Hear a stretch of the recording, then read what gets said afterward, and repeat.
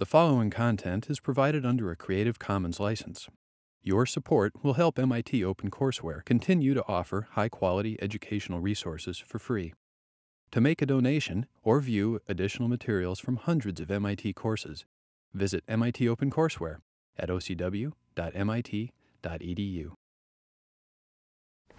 All right, so today we are going to start by reviewing income and substitution effects, because that's a pretty hard concept and pretty central to a lot of what we'll do the rest of the semester. And then we're going to dive in and talk about an application, a more interesting application of income substitution effects, which is the effects of wages on labor supply. So let's review. If you take the handout, grab the handout, look at the first figure. It's the same as the last figure of the previous lecture. To review, remember, whenever the price changes, a price change can be decomposed into two effects: the substitution effect and the income effect. Okay, the substitution effect is the change in the quantity demanded when the price changes, holding utility constant. And as we proved last time, that is always negative, or greater, or zero or negative. Okay, it's always non-positive. Okay, it's always true that when a price goes up, the substitution effect is negative. We proved that both mathematically and graphically last time, showing that if you're going to hold utility constant and the price of a good's going to go up, you're going to shift away from that good. Okay, that's substitution effect. In our example, we showed graphically how you measure substitution effect is you draw a new imaginary budget constraint, BC3, which is parallel to the new budget constraint, BC2. Okay, so it's got the new price ratio, but tangent to the old indifference curve. So the key thing is to understand this imaginary budget constraint, BC3, where it comes from. It's tangent, it's parallel to the new budget constraint. That is, it's got the new marginal rate of transformation, the new slope, but it's tangent to the old indifference curve. That gets you to point B, and so the movement from A to B is the substitution effect. Okay? Then we have an income effect, which is in fact utility isn't held constant when prices change. In fact, utility falls because you're effectively poorer. Okay? You're effectively poorer, utility's falling, and so as you're effectively poorer, that further reduces demand if the good is normal. Okay? So if it's a normal good, if it's a good where lower income causes less consumption of it, the fact that you're effectively poorer further lowers the consumption from point B to point C. So the total price effect is the one we demonstrated at the beginning of the last lecture. We raised the price of movies from $8 to $12, and we saw the number of movies consumed fell from 6 to 4. Okay? But what we can see now is to understand what's underneath that is two things: an effect of the fact that prices change holding the utility constant, and the fact that you're effectively poorer. Okay? Effectively poorer, and that's the key thing, is that no, your income hasn't actually gone down, but that $96 your parents gave you can buy you less. Your opportunity set's been restricted. Okay? And that makes you effectively poorer, and so you buy less for that reason. And so you get the total movement from A to C. Okay? Now, as we emphasized last time, this will be the case if it's a normal good. So substitution effects were done. Substitution effects are always negative, nothing fun about that. Income effects are a little more interesting because goods can be not normal but inferior. We have inferior goods, which are ones such that there's such sort of crummy stuff that as your income goes up, you want less of it. And that can change the analysis. So if we look at figure 7.2, now we're talking about the price change with inferior good. And now imagine someone choosing between steak and potatoes. Okay, so now the choice is between steak and potatoes. Okay? And steak costs $5 a pound initially, and potatoes cost $1 a pound. Initially, you have an income of $25. So someone has an income of y equals 25. Y equals 25. The price of steak is $5, and the price of potatoes is $1. Okay? So your budget constraint, your original BC1, runs from, you can either have 5 steak or 25 potatoes or something in between. And so individuals choose point A, where they're consuming 8.3 potatoes. Okay, they choose point A. Now, let's imagine that We also ought to, I don't know what the number of stakes is. We probably ought to label that, the number of stakes that comes from that. But whatever comes out of the utility function. Okay? So then we say now let's imagine that the price of potatoes rises to $3 a pound. There's a blight on potatoes like there was in Ireland in the 1800s. There's a potato blight, and that shifts in the supply curve for potatoes, raising the price of potatoes from $1 a pound to $3 a pound. Okay? Now what we know is that that will move consumers, given the utility function that we've chosen here, that will move consumers from point A to point C. Once again, that's not labeled, but some lower amount of potatoes. That'll move them from point A to point C. So ultimately, they'll choose fewer potatoes and fewer steaks. But in fact, what we can see is that's the composition of a substitution effect, which is negative, and an income effect, which is positive. So if we do our standard decomposition, we draw a new imaginary budget constraint, BC3. It's parallel to the new budget constraint, BC2, so same price ratio. Okay, it's parallel, but it's in tangent to the old indifference curve at point B, which is actually to the left of the ultimate choice at point C. So the substitution effect takes us from A to B. The income effect actually takes us back from B to C. That is, as that budget constraint shifts from BC3 to BC2, as you get poorer, you choose more potatoes. Okay? So substitution effect would say that from the price change of potatoes alone, we go all the way to point B. We massively reduce our consumption of potatoes. But because we're poorer, effectively, we now consume more potatoes. Okay? Because we're effectively poorer, we now consume more potatoes. Okay? And we now consume more potatoes, and so on net, you get a reduction in potato consumption, okay, but it offsets the substitution effect. So that's when income effects can be a little more interesting. It's going to be a little more interesting exercise. When income and substitution effects move the same way, it's not that interesting. It's just sort of, look, quantity fell. It doesn't really matter why. You don't care. You don't see in the real world substitution income effects. What's interesting is when they go when they're opposed to each other. That's when it gets more interesting. And so you see this smaller reduction you get from the substitution effect alone. Okay? Now, in principle, by the way, there's two handouts, right, Jessica? Is there two handouts? There should be. There's table as well. I didn't actually get Jessica grabbing one of those. There's tables as well as graphs, so make sure you have both handouts. Anyone else need tables? Am I the only one who did? Okay, good. So basically, in principle, the income effect could be so large it could offset the substitution effect. There's no reason theoretically that couldn't happen.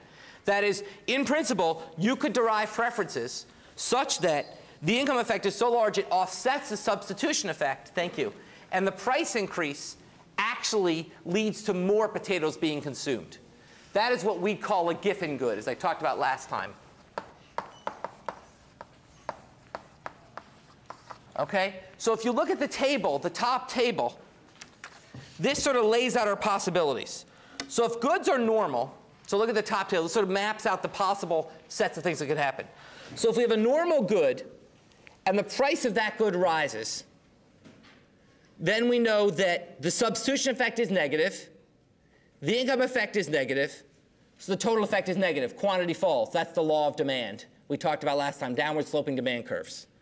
Likewise, if the price falls, the substitution effect is positive. The income effect is positive. You're now richer because the price of a good fell.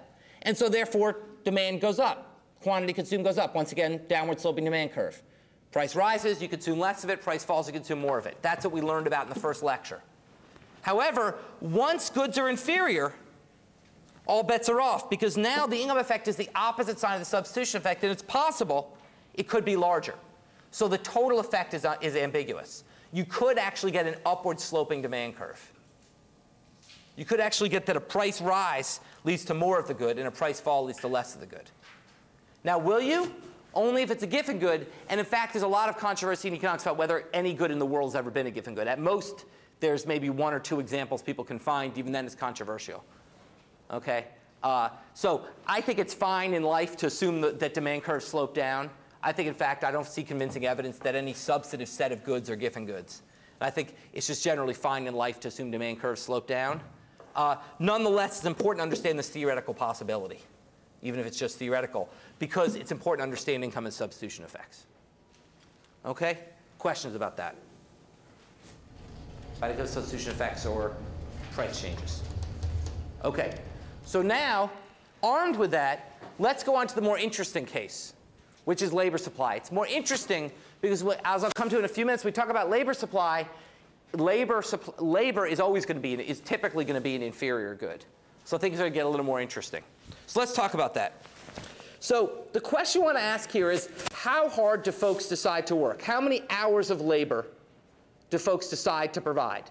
Now, as we talked about when we talked about minimum wage, just as we all have to decide between consuming pizza and consuming movies, or consuming steak and consuming potatoes, we also have to decide between how much labor we're going to provide and how much we're going to consume. The more labor you provide to the market, the more you can consume, but the less fun you get to have. Fun we call leisure. The less labor provided to the market, the more fun you get to have, the more leisure you get, but the less you get to consume because you have less income. And that's the trade-off we talked about. We talked about the effect of the minimum wage. Now let's come back and get underneath that labor supply curve. So we talked about the minimum wage, talked about the labor supply curve, which was how the hours you provide respond to the wage, and a labor demand curve, which was how the hours that firms want respond to the wage. Now let's get underneath the supply curve. Okay? A minute ago we were talking about demand curves, getting underneath the demand curve for consumers. Well, now let's get underneath the supply curve for labor. Okay. Now, the key thing is that when we talk about labor, it's not a good, it's a bad. Okay? The typical person doesn't want to work. Typical person is not in this room. You guys like to work. Okay? Typical person actually doesn't like to work. Okay? So leisure is a normal good. For the typical person, leisure is a normal good. They like time off. Okay? So what that means is that leisure is a good, which means labor is a bad. They don't like to work. The problem is we don't know how to model bads in economics. Okay? It's just we're used to trade-off between two things you want. We're not used to trade-off. We know how to model something you want to get something you don't want. Indifference curves wouldn't work because more wouldn't be better. Right? If you drew an indifference curve for labor, it would violate the more is better assumption because you wouldn't want more, you'd want less. So the modeling trick we're going to use whenever we're modeling bads is to model the complementary good and then, in the end, solve for the bad. We're not going to model labor, we're going to model leisure. And given a total amount of hours you have to supply, the total hours minus the amount of leisure is the amount of labor. So we're going to model leisure. We're going to model the good and then solve for labor at the end. Okay? So in other words, if you have 24 hours a day you can work, then your amount of hours of work is 24 minus the amount of leisure. And call it N or call it L, whatever we want to. Well, we'll call it N because L typically we think of as labor. So we think of, let's call leisure N for reasons I don't quite understand. Let's just use that. Okay? That basically the amount of hours you can work is 24 minus leisure. So if we solve for the optimal amount of leisure you want, we can obviously get the amount of labor you supply. So the trick when modeling a bad is not to model the bad, it's to model the complementary good. In this case, the complementary good is leisure.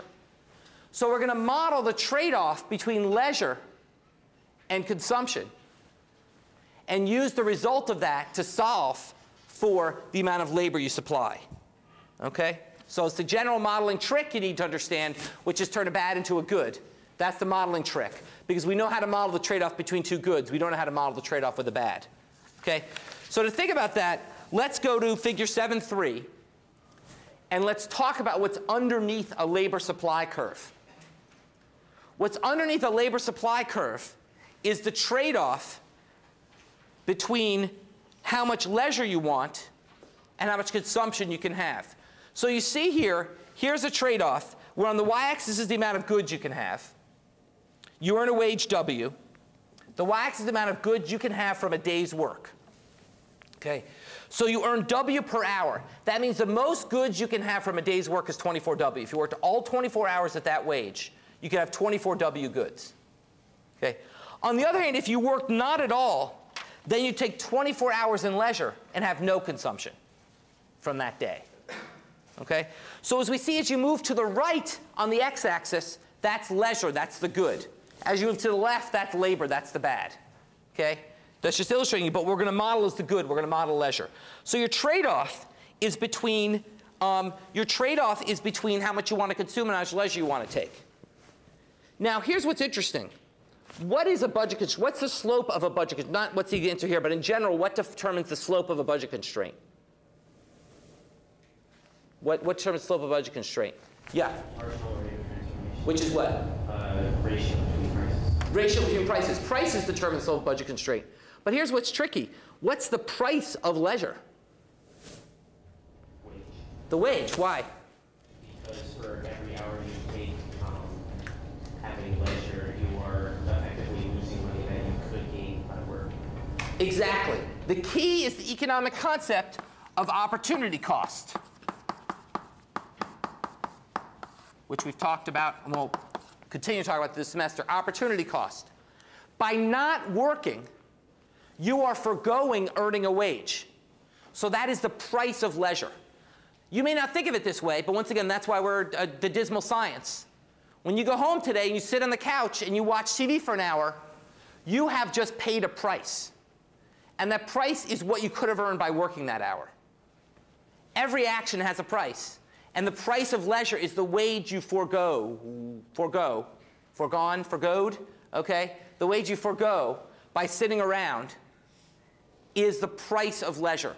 So the slope of this budget constraint, so if goods, let's assume here that the price of goods is $1, that the goods you're going to buy are cost $1, okay? Whatever consumption costs $1. It's the trick we always use with modeling. Make as many things $1 as you can. That makes the modeling easy. So let's assume that the price of the goods you're going to buy are $1. So the slope of the budget constraint is minus W over 1. Okay, the slope of the budget constraint is just the price of leisure, which is minus W. Okay, so the trade-off with the price of goods of 1, the trade-off between taking leisure and consuming is that if you take leisure, you get W, an hour of leisure, you get W fewer goods. Okay? And if you work an hour, you get W more goods, but you lose an hour of leisure. Okay? And that gives you the trade-off between how much you consume and how much leisure you take, which determines how much you work. Okay? Questions about that? Now let's take this framework and ask what happens when the wage changes. Figure 7.4. So we have an original outcome with a budget constraint BC1. Okay? Now imagine that the wage, we have original budget constraint BC1. Now imagine the wage goes up. So we move to BC2. BC2 is a budget constraint with a higher wage. Okay, the wage goes up. So what we're going to see is you're going to move from point A, where you work N1 hours, to point C, where you work N3 hours. Okay? That's where your difference curves are tangent with the new budget constraint.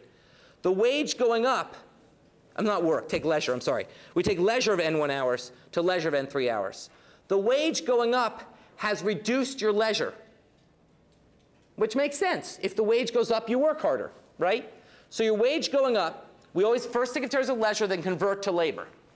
Wage goes up, leisure falls from N1 to N3, which means labor goes up. But actually, two things are happening here. The substitution income effect. The substitution effect is, which we see by drawing the imaginary budget constraint BC star, okay, which is parallel to BC2 but tangent to the original difference curve. The substitution effect is a very large reduction in leisure. Moves all the way from N1 to N2. Okay? Substitution effect is a very large reduction in leisure. The income effect is that leisure is a normal good. I'm now richer because my wage has gone up, so I want to buy more of it. So I buy more leisure, and that moves me from N2 to N3. Okay? So basically, now the income effect offsets the substitution effect even with a normal good. Okay, or with a normal good. with a normal good, the income effect offsets the substitution effect. Okay? And that's because the money you're getting, you're using to buy leisure.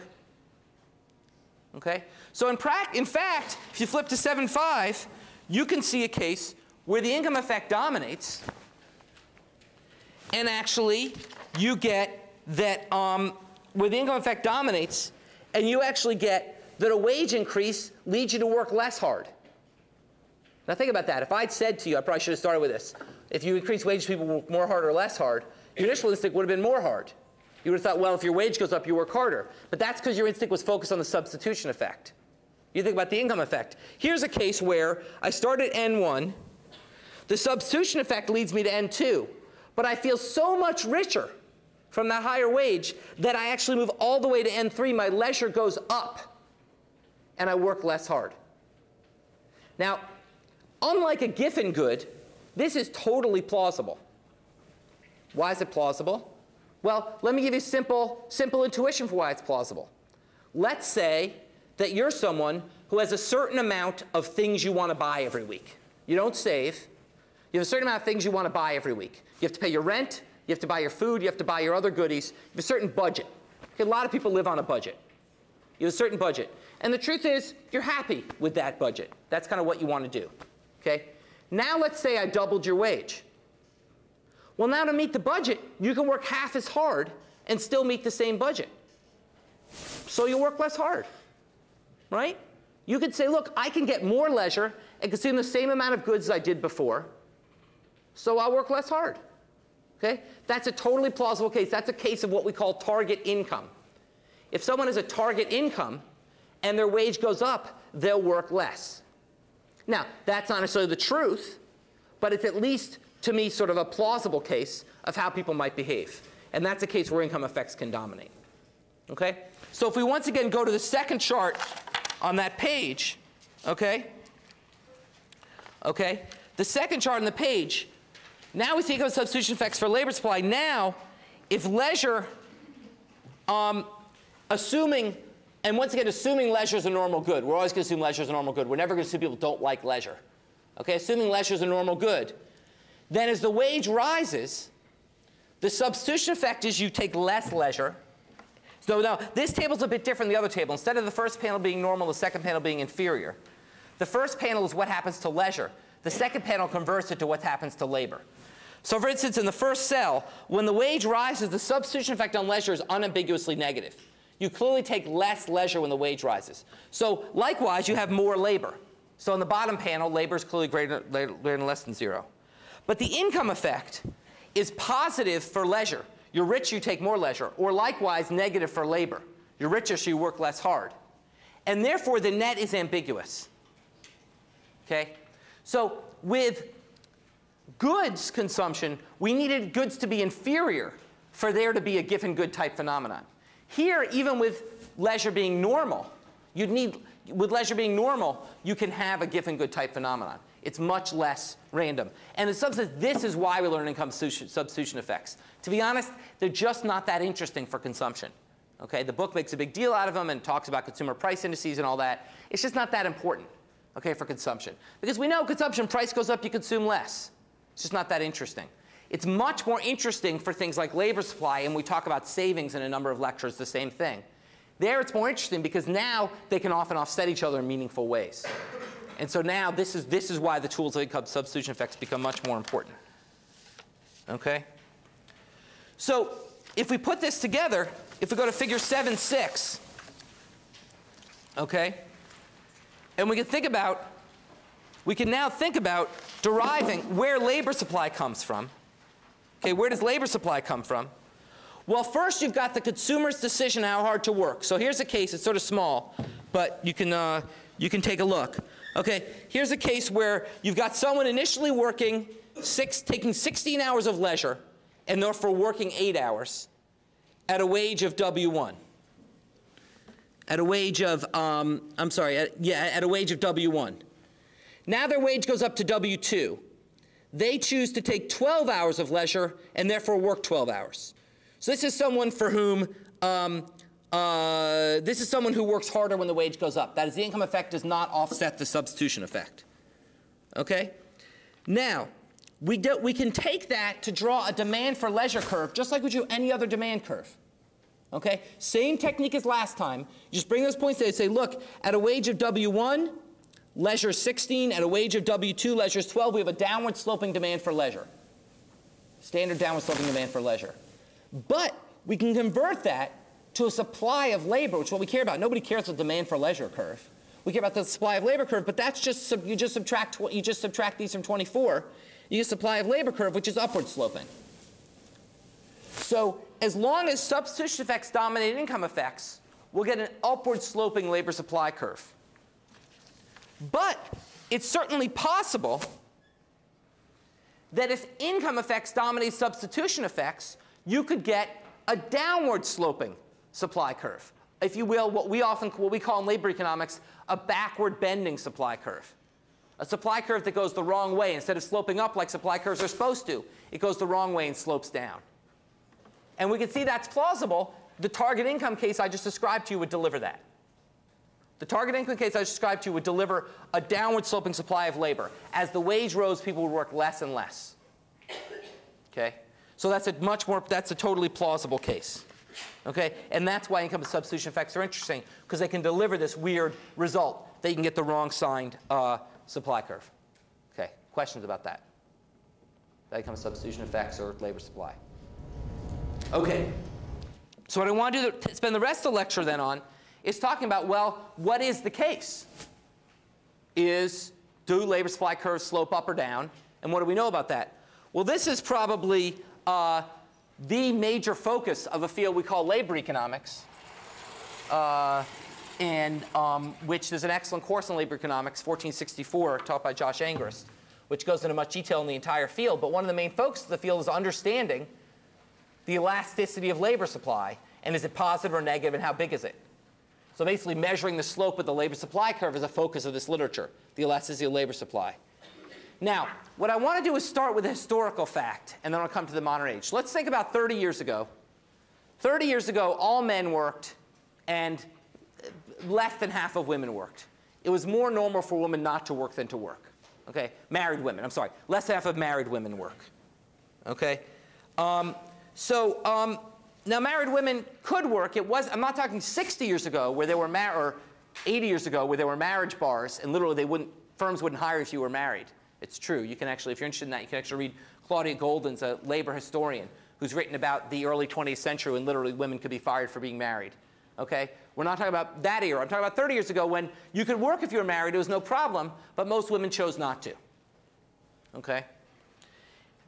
Maybe 40 years ago now. Okay, so in that case, let's think about two groups. Let's think about married men, and let's think about married women. And let's just posit, hypothetically, how big we think their substitution and income effects would be. How big their substitution and income effects would be. Let's start with substitution effect. Do we think the substitution effect would be bigger? Now, this is the change in the wage holding utility constant. Do we think that would have a bigger effect on leisure and therefore labor for men or for women? And why? Don't yell it out. Somebody raise their hand and tell me. Do we think that the substitution effect would be bigger for men or women, and why? Remembering the name, it's the substitution effect. That's the key to the answer. Yeah. So is it going to be the same because they each have equal use for the goods? Maybe their income effect would be different, but I think there's. Okay, let's talk about income effects.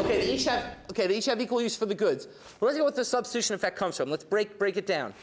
Break it down. Okay, so you're someone who's deciding. You've got you and your wife, okay, and you're each deciding how to respond to a change in the wage.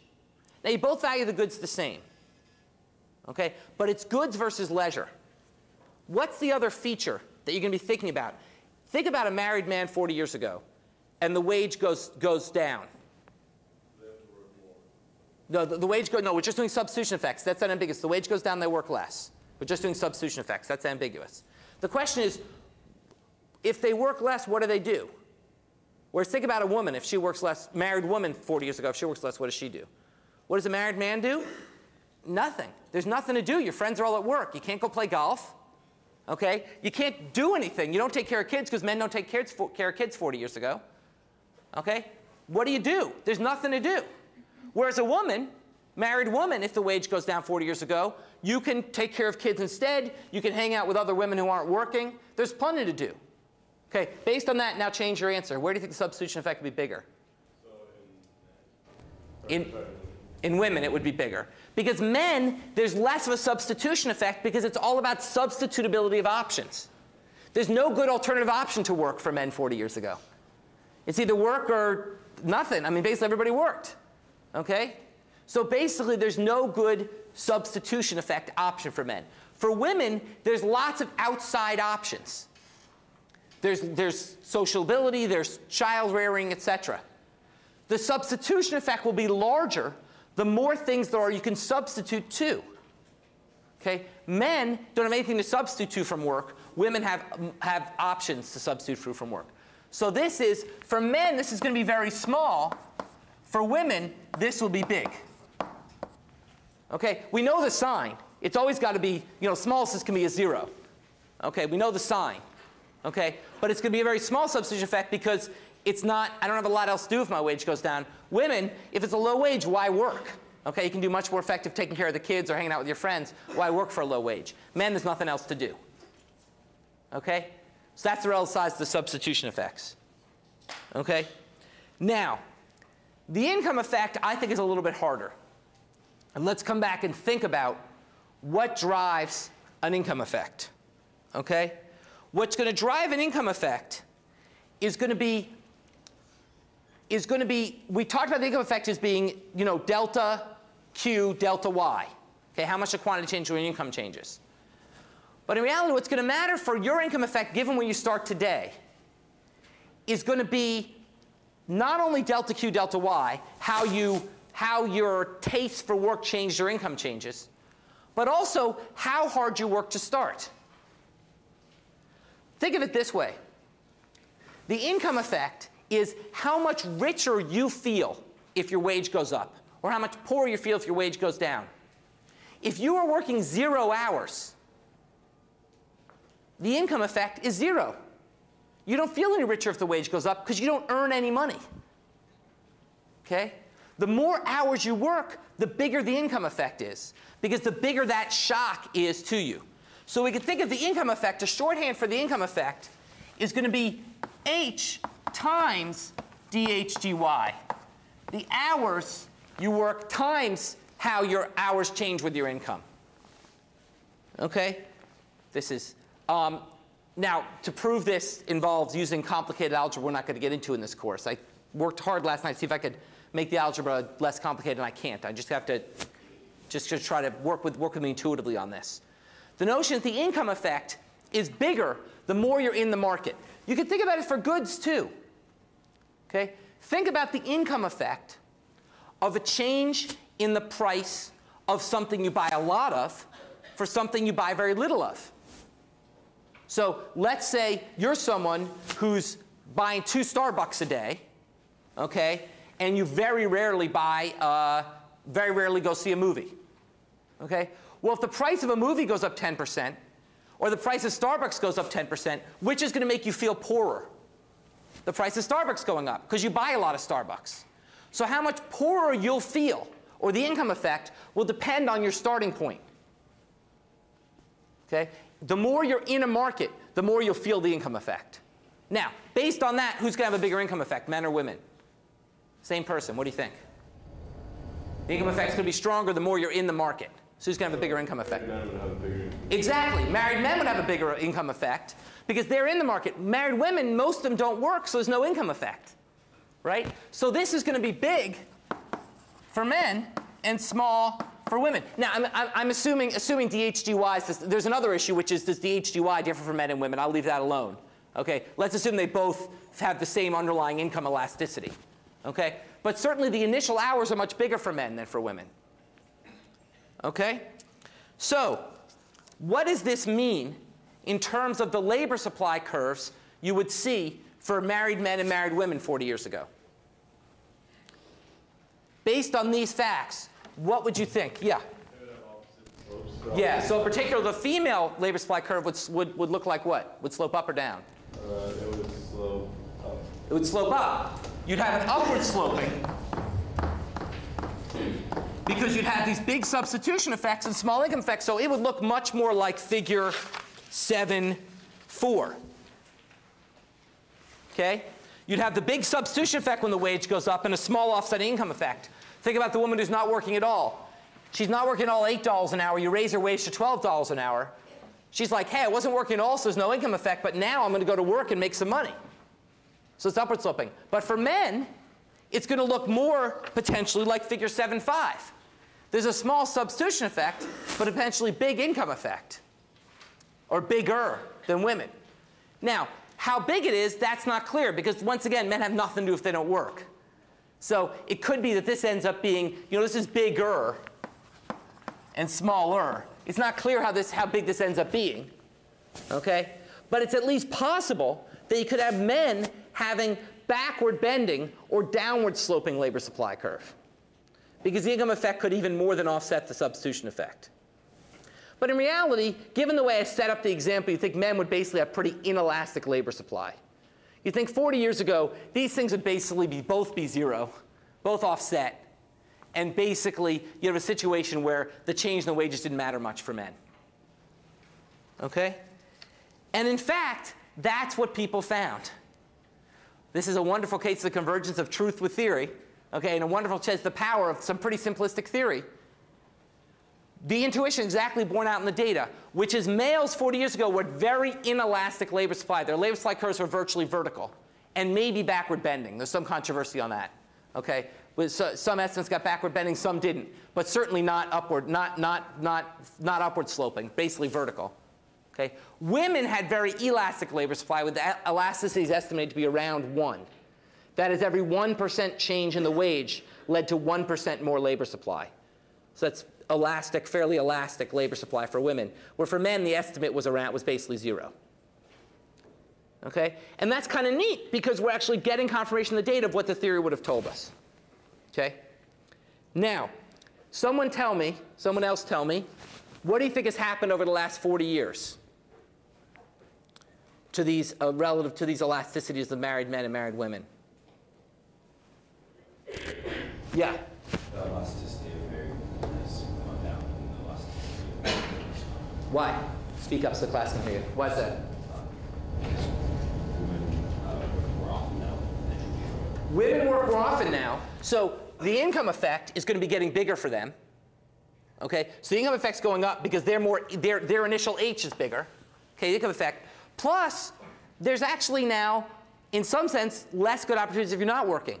So when we had our first kid and we lived in Brookline, which is sort of an urban city, and my wife decided to stay at home, she didn't have moms to hang out with. It was just nannies at the park. And it wasn't that much fun. And so basically, the substitution effect is shrinking because the outside options aren't quite as good as they were as the norms shift towards work. Whereas for men, actually it's becoming more normal for men to be engaged in childcare. My best friend's a stay-at-home dad. Okay? It's becoming more normal for that to happen. Okay? And so the substitution effect is rising. It's not implausible that if you cut a man's wage down, he'll just say, forget it, my wife's going to work, I'm going to take care of the kids. That would be socially ostracizing 40 years ago, but it's not that odd now. Okay? And likewise, as men are less engaged in the labor force, spending more time at home, their income effects are falling because their initial H is smaller. So you're getting a convergence in these labor supply elasticities. What really seems to be happening is mostly convergence down for women, not much up for men. So men are maybe going from 0 to 0.1. Women are coming from like 1 to 0.5. So you're seeing so what you're seeing is that men aren't actually working that much less. There's a few stay-at-home dads, but they're still not the majority. Women are working a lot more, and kids are in childcare a lot more. Okay? So what you're seeing is over time, you're seeing men being a little more responsive, but not that much more responsive, still basically working all the time. Women working a lot more and being more responsive to wages. And the reduction coming in both women's leisure and in production of childcare at home. Okay? Now, that raises a very interesting question of, is this a good thing? Now, this is a very deep and hard topic. In economics, we think if people do something, it's good, or they wouldn't have done it. Okay? But it is true if you look at data on self-reported well-being or happiness data, married women report a general decline in happiness over the last 40 years as they've entered the labor force more and more. Okay? And the issue is this something which is a good way for society to spend its resources? To have everyone working, consuming more, consumption's gone up, we're consuming more, but we're getting less leisure as a family. Because the men aren't working that much less, the women are working a lot more. So we're getting less leisure as a family. Is that, how to feel about that outcome? That's an interesting question. We'll talk about that some more later on in the semester. Okay? Questions about this? Yeah? That's like unemployment, because if women want to work so much more, and maybe if the market doesn't increase as much, like the total available labor force is so much more, if the market doesn't grow in proportion, will that contribute to like the decrease? You know, that's a really good question. And let me talk about that for a couple minutes. The definition of unemployment, okay, is those looking for work, is those employed over looking for work. Okay? So if the number of people employed does not change, and women suddenly want to work, and they report to surveyors they're looking for work, the unemployment rate, that's the employment rate, I'm sorry. The unemployment rate, is going to be those looking over employed, my bad. The unemployment rate is going to be those looking over those employed. Okay? The unemployment rate is how many people are looking for work relative to how many are employed. If women suddenly say are suddenly looking for work, okay, and there's no jobs for them to be had, that will raise the unemployment rate. So one thing that's been a focus of a lot of research has been, do increase in the supply of labor lead to increases in unemployment? What you've expressed is what's often called the lump of labor view. The lump of labor view is basically the view that there's a fixed box of production in the economy. And as more workers come in to fill that box, there'll be more unemployment. The alternative view is that the economy is dynamic, and as more women are working and earning income and buying stuff, that makes more jobs. So our standard of consumption is way higher than 40 years ago. Okay? We all have much cooler stuff than 40 years ago.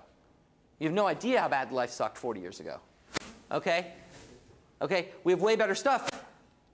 We have that stuff because women are working and making the income to buy it, which means people have to make it, which makes jobs. So in fact, the existing evidence is labor supply shocks do not cause unemployment increases.